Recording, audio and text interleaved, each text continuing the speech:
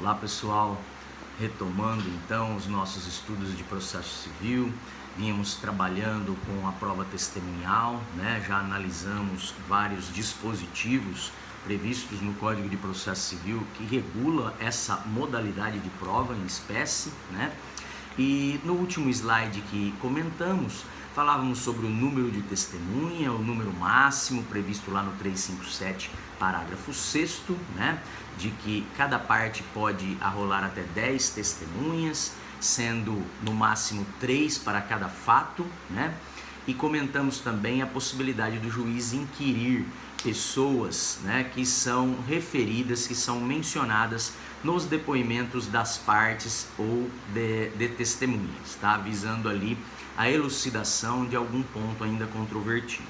Então, essas pessoas que têm o nome citado nos depoimentos, colhidos pelas testemunhas ou pelas próprias partes em depoimento pessoal, essas pessoas podem ser intimadas a comparecer para prestar também o seu depoimento em juízo, Pode ser a requerimento das partes ou também o juiz pode determinar de ofício, ok?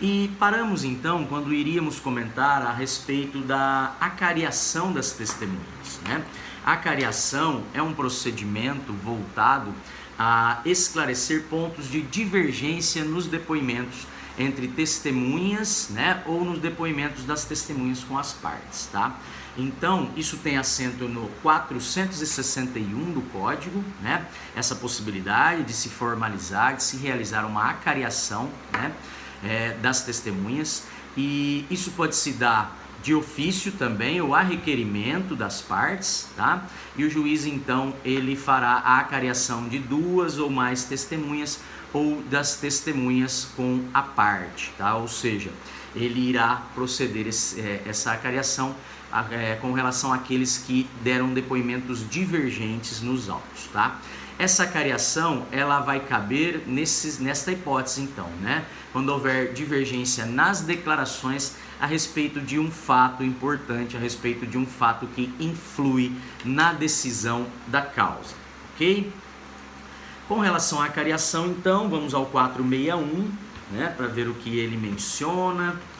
O 461 menciona essa questão da acariação no parágrafo, no inciso 2 e parágrafo 1º e 2º, Então, o 461 diz que o juiz pode ordenar de ofício ou a requerimento da parte, inciso 2, a acariação de 2 ou mais testemunhas ou de alguma delas com a parte, quando, sobre fato determinado que possa influir na decisão da causa, divergirem as suas declarações. Essa disposição, então, vem complementada pelo parágrafo 1º e 2º, que menciona que os acareados, eles serão reperguntados para que explique os pontos de divergência, reduzindo-se a termo o ato de acariação.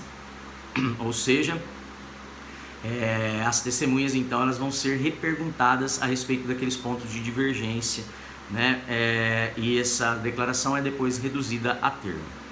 A acariação, diz o parágrafo 2º, pode ser realizada por videoconferência ou por outro recurso tecnológico e de transmissão de sons e imagem em tempo real. Então, trata-se do procedimento, pessoal? O procedimento da acariação nada mais é do que o juiz colocar as testemunhas, ou as testemunhas a testemunha, ou as testemunhas e a parte, ou seja, aqueles que estão divergindo em seu depoimento, aqueles que prestaram declarações divergentes, ele coloca essas pessoas frente a frente, E novamente, ele adverte sobre as penas de falso testemunho, com relação às testemunhas, então, que prestaram depoimentos divergentes, mostra os pontos de divergência nas suas declarações e pergunta e repergunta, como diz o Código, se elas mantêm ou se elas modificam aquelas declarações anteriores prestadas, Então, o procedimento de acariação nada mais é do que colocar frente a frente aqueles que prestaram depoimentos divergentes para tentar descobrir quem está mentindo em juízo, quem está prestando uma declaração falsa em juízo, E são feitas novamente reperguntas, o juiz vai indagando as partes a fim de saber se elas mantêm ou se elas modificam o seu depoimento. Conforme explica o Marcos Vinícius nesse trecho de doutrina colacionado no material de vocês, na prática as acariações elas acabam tendo pouco êxito, né? Porque o mais frequente é que cada um dos participantes mantenha a sua versão anterior, persistindo assim, né, a controvérsia nos depoimentos, tá? Então, na maioria das vezes, o juiz ele não consegue esclarecer quem está prestando um depoimento falso, porque as partes acabam mantendo, na maioria das vezes, é o mais frequente, como diz o Marcos Vinícius, a versão anterior do seu depoimento, ok? E aí, nesta hipótese, né, o juiz faz análise desses depoimentos com todos os demais meios de prova, com todo o conjunto probatório que integra o processo, ok? Ainda sobre a questão das testemunhas, cumpre-nos então mencionar agora o que dispõe o artigo 455 do CPC, que trata da intimação das testemunhas, ok?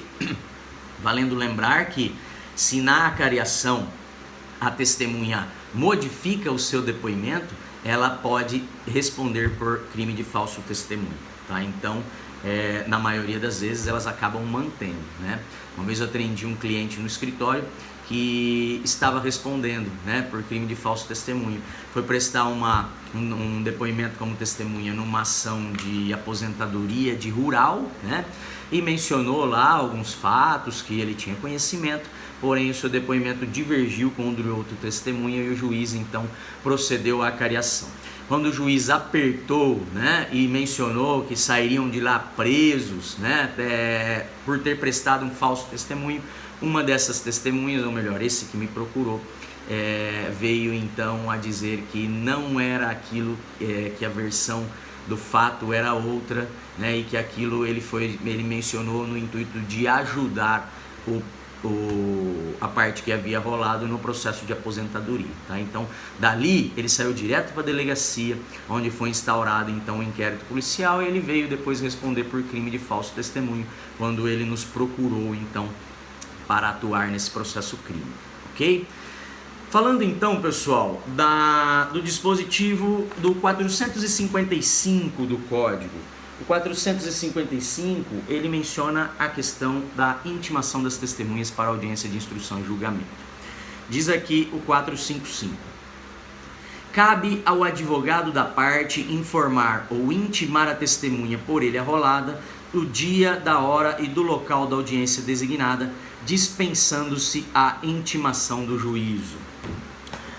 Cumpre então destacar que na égide do CPC atual, né, do nosso CPC de 2015, cabe ao advogado intimar as testemunhas por ele arroladas, né, arroladas pela parte que ele representa, a respeito do dia, hora e local em que a audiência de instrução e julgamento será realizada, tá?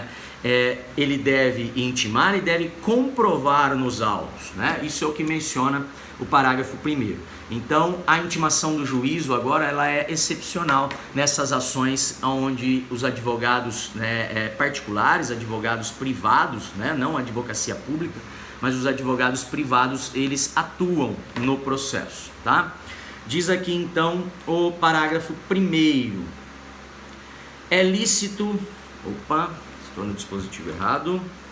A intimação deverá ser realizada por carta com aviso de recebimento, cumprindo ao advogado juntar aos autos com antecedência de pelo menos 3 dias da data da audiência, cópia da correspondência de intimação e do comprovante de recebimento. Ou seja, o advogado proceder à intimação, né, das testemunhas por ele arrolada, e ele deve também comprovar que essa intimação foi feita, tá? Então ele deve fazer a comprovação, juntando aos autos uma cópia da correspondência de intimação, ou seja, da carta de intimação que nós fazemos, que nós enviamos, né? Bem como o comprovante de recebimento, tá? Então, se essa carta é enviada por correio, ele deve juntar a intimação e o AR. Se essa carta ela é entregue em mãos, ele deve também fazer na própria carta, eu costumo colocar lá embaixo, um recebido, né, onde ele assina e a data, para ele preencher a data então que ele recebeu aquela comunicação, aquela intimação a respeito da audiência de instrução e julgamento, tá? E o que diz aqui no parágrafo 1º é que essa juntada deve ocorrer com antecedência mínima de 3 dias da data da audiência de instrução e julgamento, tá? Então, assim que sai a data da audiência, o ideal é o advogado desde já, né, num prazo mais breve possível, encaminhar essa carta de intimação, para que possa o AR voltar a tempo de juntar ainda com 3 dias de antecedência da IJ, tá?